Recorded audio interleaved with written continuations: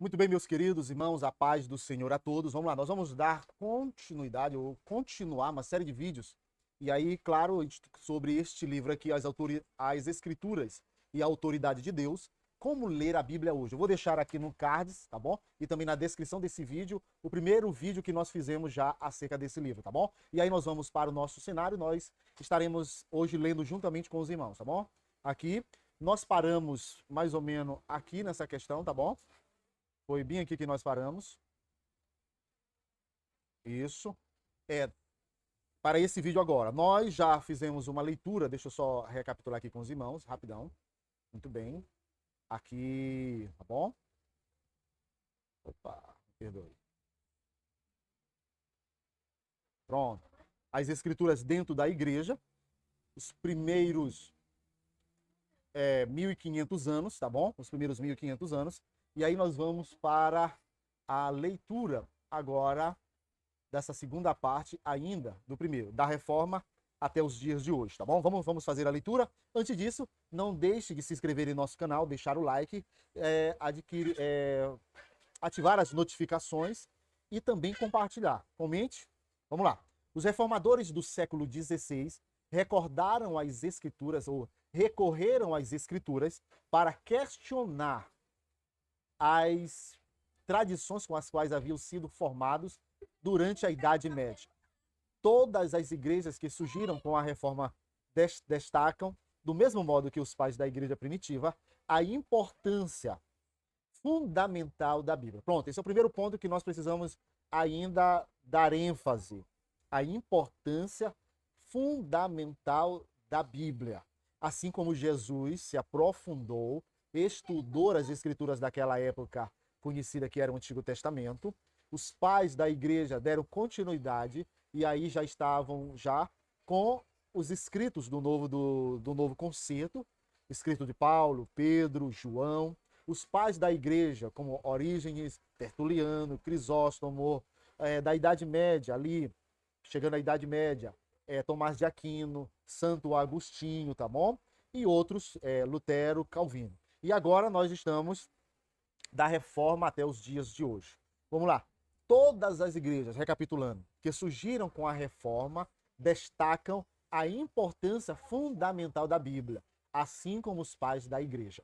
Tanto os luteranos como os reformados, sejam eles anglicanos, presbiterianos, batistas ou metodistas, ou mesmo as igrejas pentecostais de origem mais recente, todos concordam oficialmente que as escrituras têm um lugar central em sua fé, em sua vida e em sua teologia.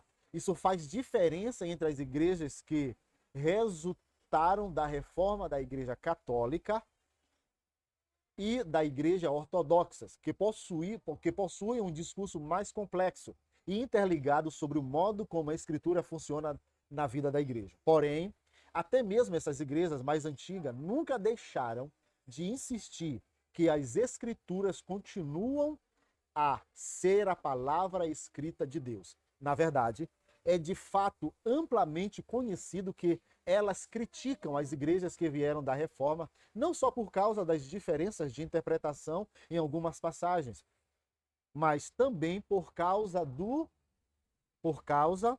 que classificam como uma atitude arrogante em relação às próprias escrituras. Pronto. Esses são alguns pontos, querido, que nós precisamos entender. O que é que nós estamos, o que é que o autor N.T. Wright está tentando já no prólogo, por que ele escreveu este livro? É sobre a autoridade de Deus e as escrituras e a autoridade de Deus. Como é o nosso relacionamento com a Bíblia?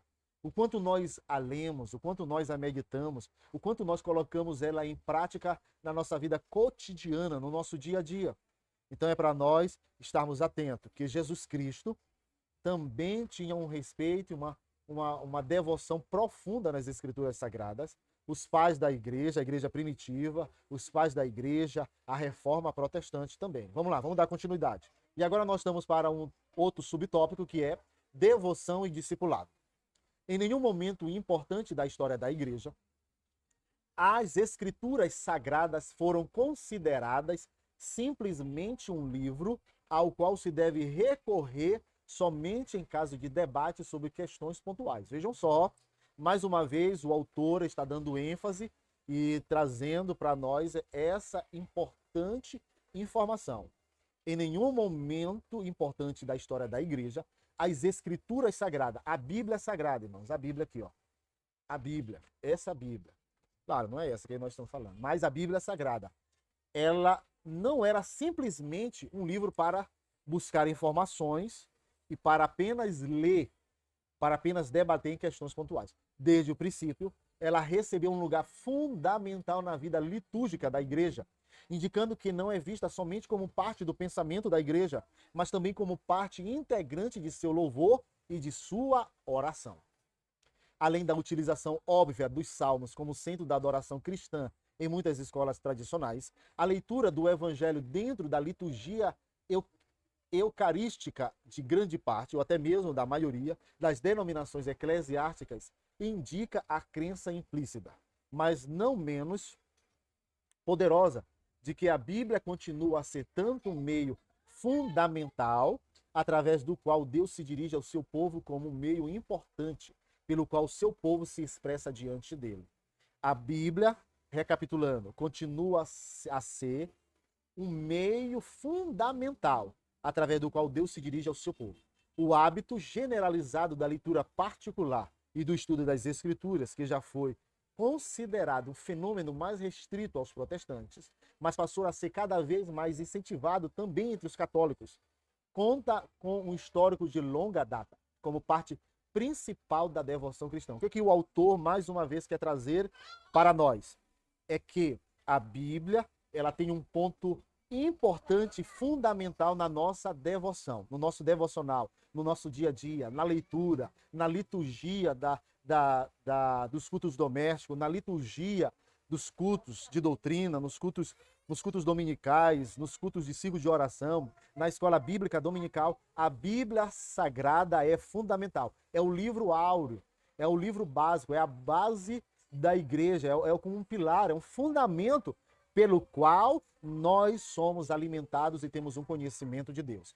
Entretanto, essa importância não se limita somente à devoção,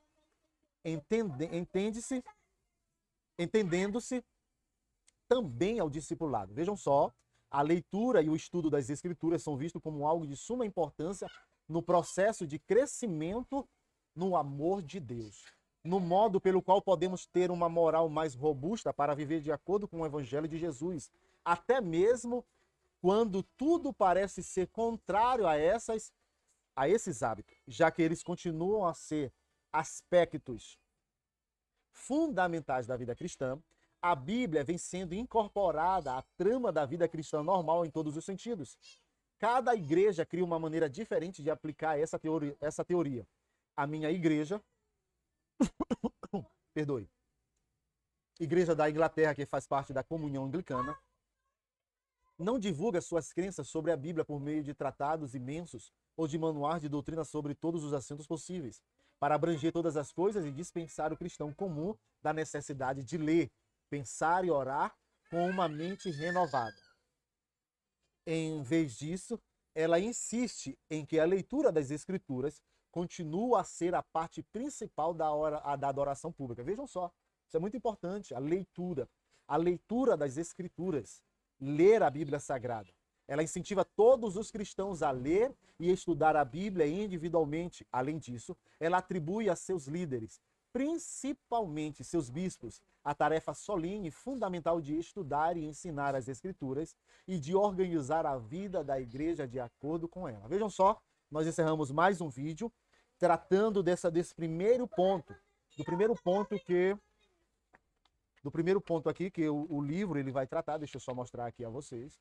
Deixa eu ir para essa cena aqui, que é as Escrituras dentro da igreja. E aí tem o outro ponto também, que é o ponto lá, que é esse ponto que nós vamos agora trabalhar, que é as Escrituras na esfera da cultura contemporânea. O que é as Escrituras? Tem a ver com a contemporaneidade. Qual o seu papel? Qual a sua autoridade? Então, para o próximo vídeo, eu recomendo que os irmãos não percam, tá bom? Que Deus em Cristo vos abençoe, em nome de Jesus. Amém.